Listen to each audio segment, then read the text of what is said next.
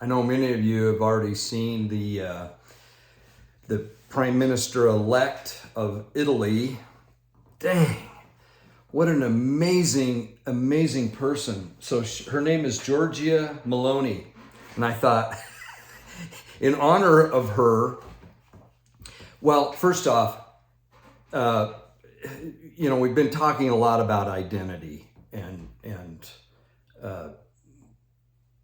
we have the pronouns that we go by. We identify as this group or that group, and the prophets come out and given us some counsel on that, as identifying as a child of God, a son or daughter of God, a disciple of Christ, and as an individual of the covenant.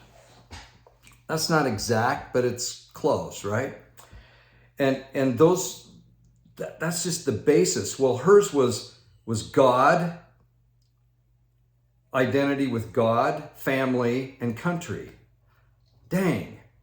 And yet, the media that would have you get that, the media that would have you do that, the media that would have you do all kinds of things that go contrary to individual freedom and individual identity, and I'll get into that in just a minute. This same media is calling her an extreme fascist and all kinds of stuff. And I don't even, I've looked at the definition of fascist, and you know what? That just gets thrown out there. I don't even want to bring it up because it's ridiculous. It's ridiculous. This woman, Giorgia Maloni. I remember watching an episode of Ancient Aliens once, and they were talking about the angel Maloni and how he appeared as a heavenly messenger to the prophet Joseph. It's a fascinating episode, and it's like these ancient alien enthusiasts and experts can accept that idea of heavenly messengers visiting. Call them extraterrestrials. That's fine. Heavenly messengers, extraterrestrials is the same thing, and visiting humans, earthlings. And they're like, yeah, sure, that's okay. And yet, members of the Church of Jesus Christ of Latter-day Saints, that's like, well, and you get some professors at BYU going, there's a lot of metaphor here. There's a lot of hyperbole. And yet here you have these ancient alien experts going, yeah, that's totally makes sense. I just thought that was ironic. But anyway, the angel Maloni, I thought in memory of Giorgia Maloni, we could change the title or not the title, the name, the pronunciation of the name of Moroni to Moroni, because it's kind of like Maloney. Sorry, maybe he was Italian, and it is Moroni. How do we know how it's pronounced? And I know what you'll say. Joseph Smith told us. Okay, that's fine. But in any event, being a little lighthearted here we have a world leader elect who stood on these principles, was elected by the people. So what are you going to say? All of Italy has turned into fascism? Another interesting thing about Italy, I've been there once. Sue and I and our youngest daughter, Caitlin, the one that's in Texas, after her graduation, we went to Italy and we went to the Vatican and all that. And my son, my youngest son, had a state conference, and at that state conference was a visiting authority. I'm not going to say names, but I heard it from someone who was actually there, okay? My son, at the conference. And what he was saying was that Salt Lake is in comparison to the Vatican. And what's happened to the Vatican, which is a country within a country, basically. The Vatican it's its own country, but that the Vatican is surrounded by what the leadership of the Catholic Church say are non-believers. And then our leaders, according to this 70, said that the Church of Jesus Christ of Latter-day Saints is in the same boat. The headquarters are Salt Lake City, so a type of Vatican, and that it's being surrounded all around it with non-believers. Isn't that interesting? So, and then he said this, in the Salt Lake area, just the Salt Lake area, which is geographically pretty small, Salt Lake City, not the valley, but Salt Lake City, there are 1,500 people a year that leave the church. 1,500 people that leave the church a year. So in 2 years, that's virtually a stake of people. Now, when you think of people leaving the church, they're usually adults. So when you talk about a stake, when I presided over a stake in Park City, we began with close to 4,000, and by the time we ended, I think we had about 3,400 or 3,500. I could be wrong on that, but something like that. I guess our leadership drove people away. That's what we used to joke about, but just a change of dynamics. Latter-day Saints moving out, others moving in, people, the price is going up and people taking advantage of selling their property, Park City buying elsewhere, getting more bang for their buck kind of thing is what took place. But there was also probably those that said, he's in there, I'm out of here. Totally get that. I understand that. So I kind of know the numbers of stakes, and we had at the time we had 10 units, meaning we had in Park City we had 10 units, pretty good sized stake. So we had 8 family wards, a YSA ward, and a Spanish branch. That's what we had. And I know it changes, and it's probably changed since we were in. In fact, I know it has. So, but that, having 3,500 members, now that's all counting 8-year-old baptized individuals on up. So this isn't just individuals. So if you're talking 1,500 people leaving the church every year in Salt Lake City, you're talking a significant amount, because there's probably most of those are just individuals, just because of the dynamic of inner city Salt Lake. But there are some families, and so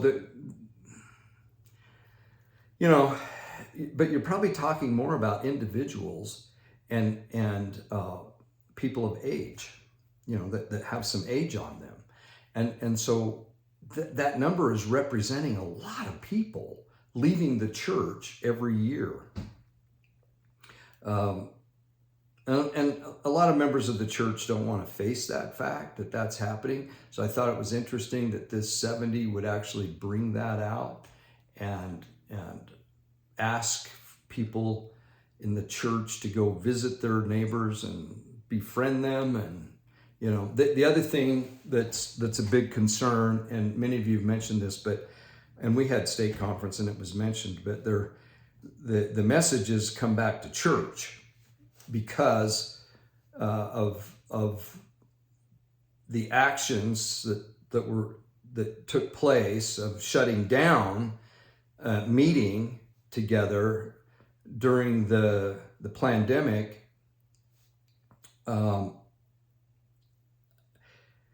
A lot of people just went, you know what? I'm not going back. I'm not going back to church. And, for good or for bad, it's a real thing. And so the message, and I'll bet you we're going to hear a lot about that at conference, of coming back to church, and being part of the community of Christ, if you will. Not the faith of the community of Christ, but just a part of community. So, um, and just to finish the thought on that, on preparing for conference, I mentioned this last conference. I've totally changed my approach on getting ready for general conference. What I used to do is I would study, and I've always done that. Study my scriptures, go over previous conference talks, and do that, which I still do. But I was always expecting some great news or insights or revelation in conference. And the more I would study and prepare, the least amount of time I would experience those things happening, where I would really get some aha stuff happen in conference. Conversely, if I found myself super busy in life, or things were going on in business or whatever, and I didn't have as much time to prepare, I had more aha moments in conference. And you'd think, why? So here's my theory on that. I liken it to this. Okay, now I live in a county now, which is awesome, where I don't need to get a state inspection every other year, or I don't know how they do it. Where you take your car in and they check the emissions and see if you have a broken windshield or headlights out or whatever, right? I don't have that, but a lot of you live in places where you have to have an annual or every other year inspection.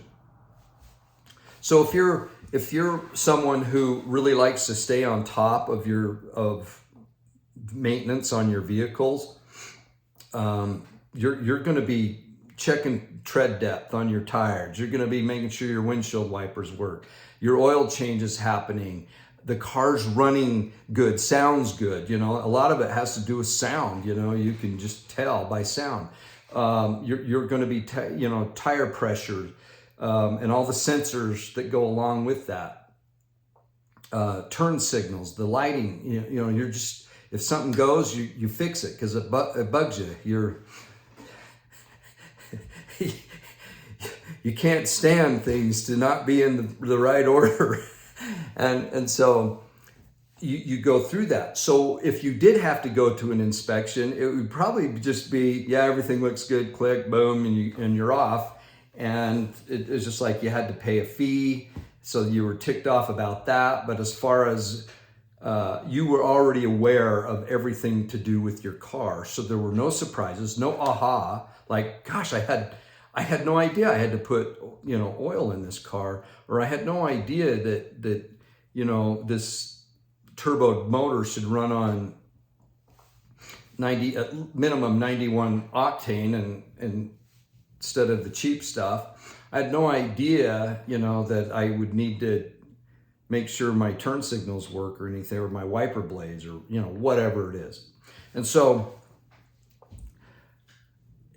the least amount you pay attention to your car, the more aha moments you're going to have when you get that inspection. Do you see where I'm going with this? So to relate that to preparing for conference, the more you study and the more insights that you get, and really, when I say study, the more connected you are to God in a lot of different ways. Looking out for one another, praying for other people, studying your scriptures, helping a neighbor, serving, doing, filling the Spirit, not filling your life with a lot of garbage, eating right, exercising. Just the more you're doing of this kind of thing, the more in tune you are, and you're learning, and insights are coming, and we're studying Isaiah. Could there be anything better, right? Awake, awake. Put on thy strength, O Zion. Put on thy beautiful garments, O Jerusalem. You just have to love this stuff.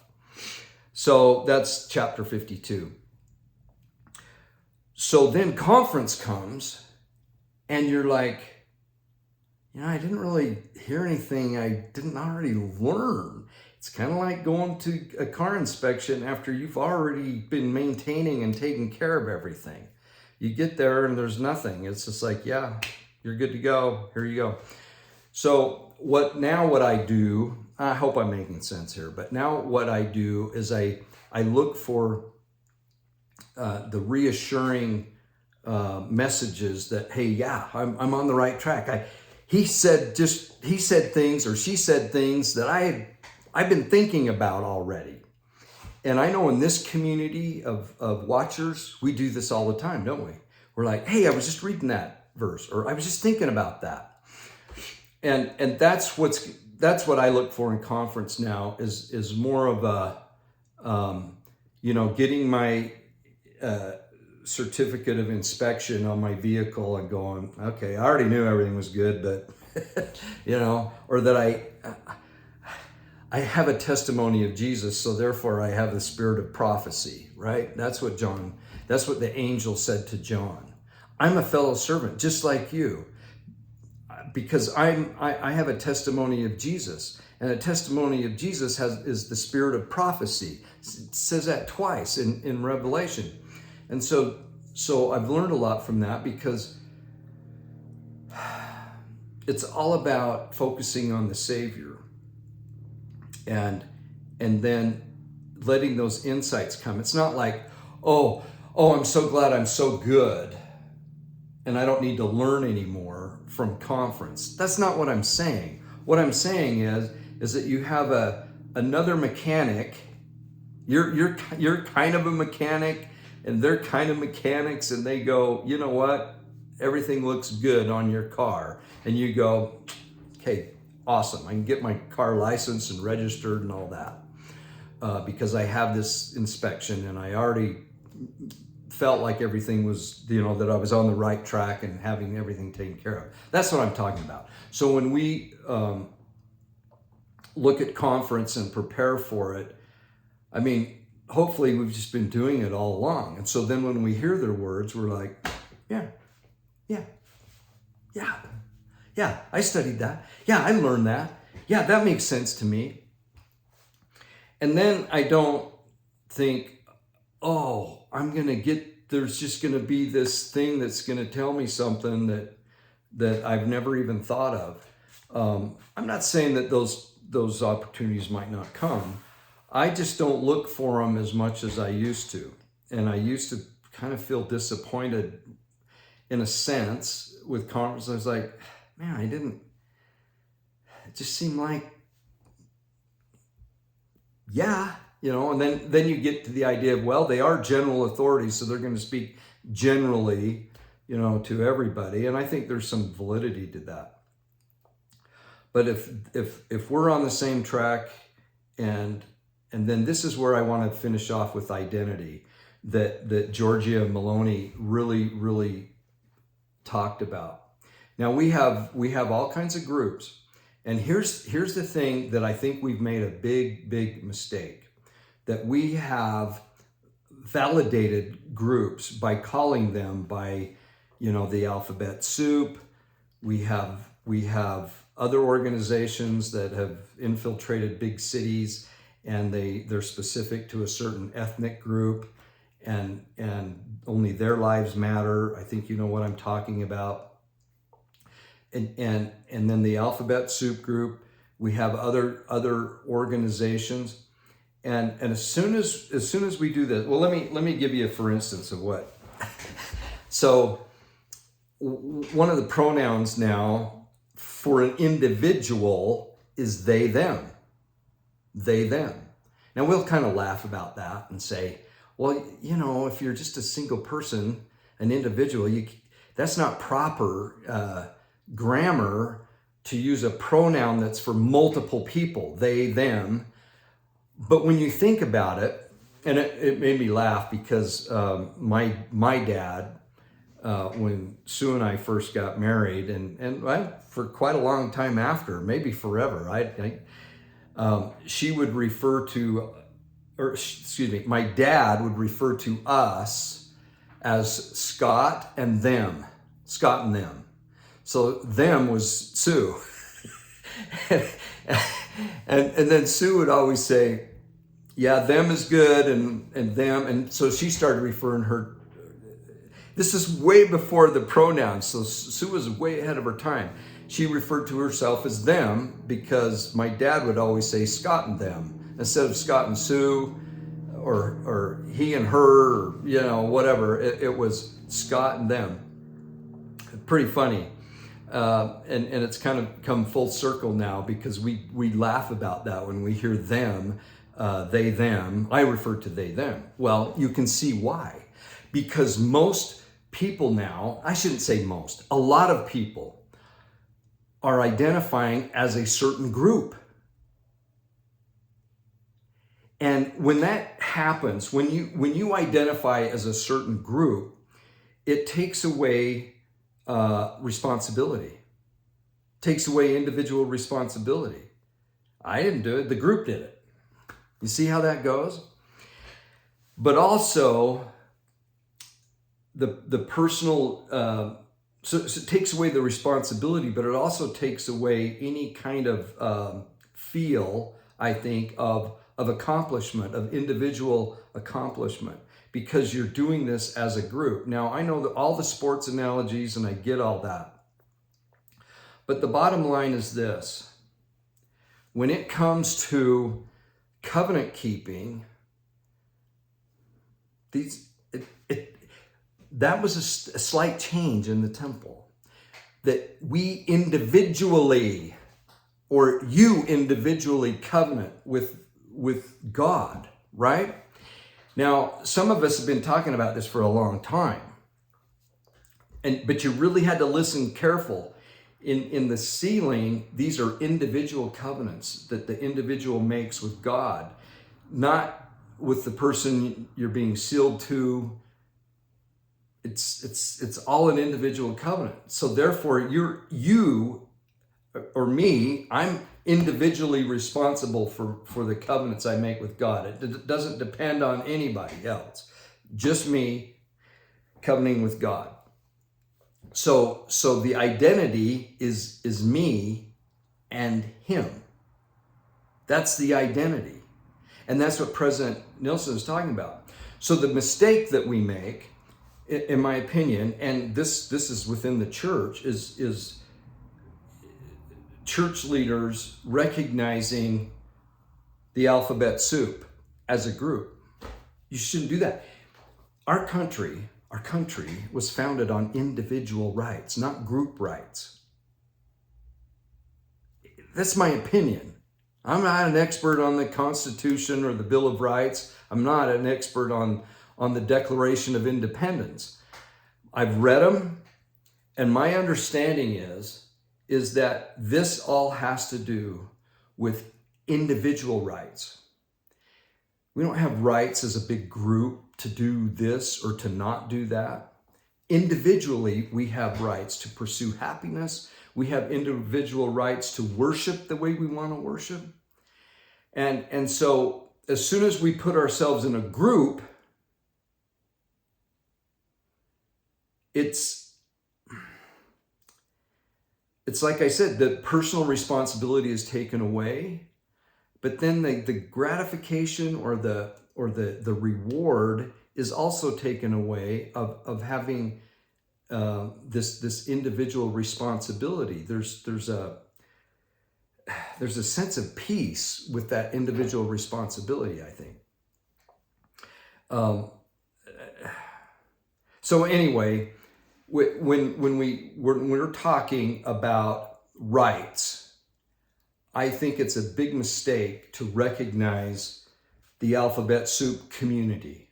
What the heck does that even mean? You can say, you know what, individually, people, as long as they're not hurting me or breaking the law, you know, they have a right to do what they want to do. But as soon as you say this group, all these letters that represent this things, and then lump them all into a group and say this group deserves certain rights, that's where we go wrong. That's where we go wrong. And I don't think any group has any rights. The individuals that want to associate with certain people or groups, they individually should have rights. That's it. That's it. That's it. Same as a covenant, in my opinion. But think of it this way. Big groups or corporations that are like-minded will hire a lobbyist to represent them in the government. Now, do you have a representative form of government? When you have lobbyists lobbying the politicians that represent these large, massive groups of like organizations, and next thing you know, the individual doesn't have the rights. This big group of whatever. And so the more you allow groups to have rights, the less individuals will have rights. Does that make sense? I hope it does. I hope it does. Now, I think in our prayers, we need to pray for Giorgia Maloni and people like her. I'm not going to mention ones in the States that I think are pretty decent individuals. I'm pretty cynical about politics in the United States and the direction it's going, and mostly because of the media that infiltrates every aspect. And I know there are so many members of the Church of Jesus Christ of Latter-day Saints who would hear the name Giorgia Maloni and they'd either not know who she is or anything about her, not even what country she's from, or if they did, all they would think of is, oh, she's an extreme fascist that is over in Europe somewhere. And boy, do they have things screwed up over there. That's probably the extent of it, because that's all they've heard on CNN, MSLSD, ABC, NBC, CBS, all of them. And in a big degree, even Fox and other conservative ones, other than a few hosts that bring it out and say, now this is an amazing person. I would highly recommend watching Tucker Carlson. I don't even know what the date is, but last night. So it doesn't help, right? Because whenever you're going to see this, but September something. Let's see. Let me see, because this is important. This would be a really good thing. So September 26th. Tucker Carlson, September 26th would be a great episode to watch. It's his opening monologue is about this lady that won the election in Italy, and there's just this connection with us in Italy right now, with the Vatican, with God, with believers and non-believers, with our temple in Rome. The prophet said it would be a hinge point.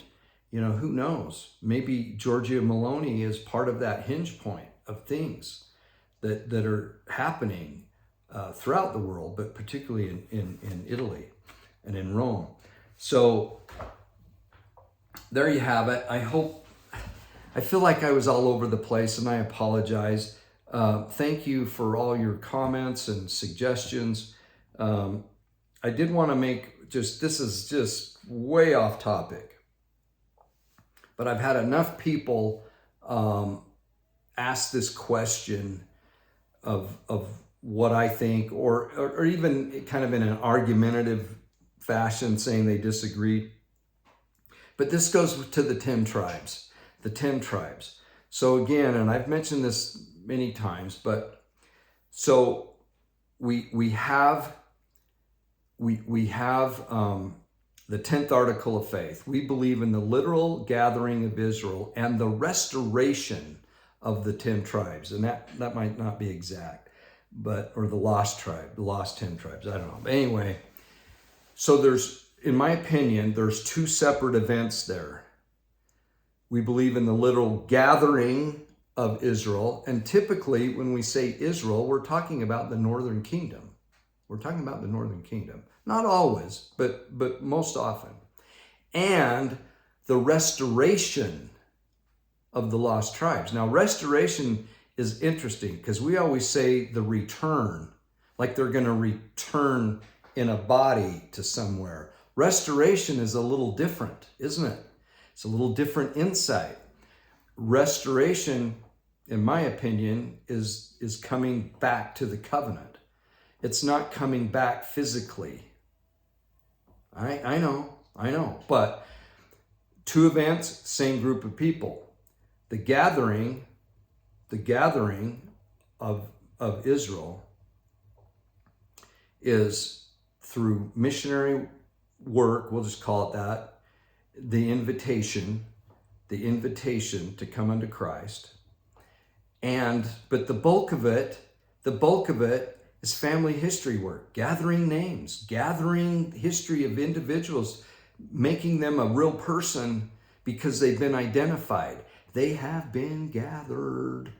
And then once they're gathered, and I'll finish with the quote from President Nelson, but they're gathered, and then once they're gathered, they can be restored, or there can be a restoration of that individual. Now, guys, when you hear people talk about the 10 tribes returning, it's almost as if they've never died, they've never buried anybody, and they're still the same people that existed, 720 BC when they got scattered, or whenever it was, by the Assyrians, and got captured and scattered and whatever, conquered.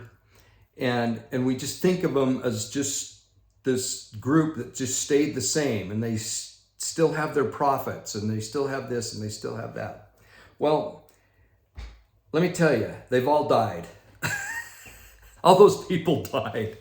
And obviously they had offspring, and they mixed and they mingled. They didn't stay in this little tiny group and stay alive. Very seldom do you hear people talk about the return of the 10 tribes in the sense of temple work. Temple work.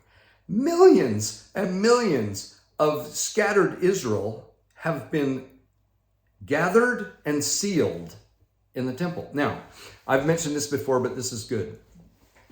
There's this, when Sue and I went to the MTC for the mission, back then they called it Mission President Seminar. I think they call it Mission Leadership Seminar now, or something like that. So this was 2015, I think.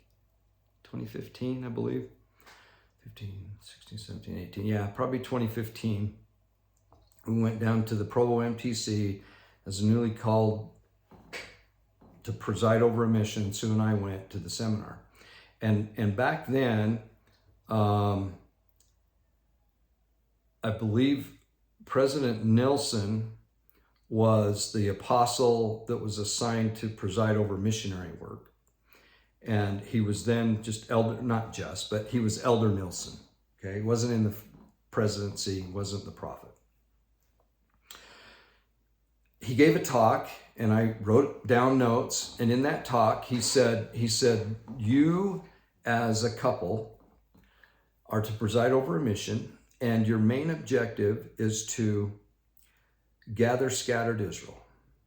And once they're gathered, to see that they're sealed in the temple. And then the third thing is to prepare yourself and others for the second coming of the Savior. Now, this is pretty simple. And we've heard this, or a type of this, over and over again, especially since President Nelson has become the prophet. So in my opinion, the first two, gather scattered Israel and then see that they're sealed in the temple once they're gathered, that is the 10th article of faith in the aspect of we believe in the literal gathering of Israel, see that they're gathered, and that they're sealed, or that they have returned, or they have been restored to the covenant. Restoration is different than return. So I think we have to stop saying the return I know you can use them interchangeably, but return almost feels like they're going to be marching and moving from one country to another, coming from the polar ice caps, or from the latest article I read from an individual. It's pretty interesting, but where did he say they came from, or that they would be? Kurdistan. It's pretty interesting research this guy did. I might mention him later just to help him out because he has some pretty cool ideas. But I want to do just a little bit more research. So that could be helpful. As we study the events preceding the second coming. Now we've had the Rosh Hashanah. We're still in that process of that, and then we have Yom Kippur coming up, the Day of Atonement, the Feast of Atonement that's coming up 10 days after the first day of Rosh Hashanah, and it's just these are interesting times, and it's so fascinating. I'm looking forward now. President Nelson, I mentioned this in the last Liahona. He referred to the meaning of words in Hebrew like 3 or 4 times, and I'm looking forward to, from the pulpit and conference, we're going to start hearing connections of Jewish holidays, feasts, traditions that will connect us to connect the Latter-day Saints, and that we'll start drawing this together. So when I think of the time of the Gentiles winding down, and then the time of Judah, or the Jews taking center stage, so to speak, I feel like they're a dovetail, and there's a merger, not like one ends and it's over and then the other one starts. It's 2 really cool companies merging together and making a better company with cool insights from this side, cool insights from this side, and God going, bringing them together. That's how I look at the Gentile and the Jew. It's just my opinion. So it's not like, well, we don't need the Gentiles anymore. Jews are taking over. I used to think that in a simplistic way, but now I think it's the blending of these really, in a lot of ways, it's the Northern Kingdom and the Southern Kingdom coming back together as one kingdom. It's why we're so interested in Saul, David, and Solomon, because under those 3 kings, 3 witnesses, I call them the 3 witnesses, the kingdom was united. The kingdom was united, and that's how I look at it, as the kingdom being united. Now, I'll tell you, I don't mind telling you, I'm in the tribe of Ephraim, the literal the loins of Joseph through Ephraim, and so I want to be reunited. I want to be reunited. And feel that connection. And it's happening. People are talking about it. It's so awesome. And those early YouTubers that were helping us start thinking about this way pre-COVID are really a blessing, because they were onto something. And they were Jody Stoddard is one that just comes to mind, but there were probably others, and they helped us make these connections where we were like, yeah, this is good. And you know how it made us feel, and how it still makes us feel. It's like it's almost like this a deja vu. It's like a rendezvous. It's like all these other French words of coming home. and going, yeah, it's a familiar spirit, a familiar spirit. And so I'm looking forward to that happening in meetings on a regular basis, where this tradition, these feasts, these things that all point to the Messiah and what he did for us, and then what we're mostly used to in the restoration of the gospel through the prophet Joseph and the continual keys and things, and then blending those together and getting ready for the return of the King. Love you all. The one and only King that will unite all the kingdoms. See, that's why the three, Saul, David, and Solomon, to me, are three witnesses. It's the power of three always. And yet they pointed to the one King that will unite all. Okay, God bless. Talk to y'all. See you later. Bye.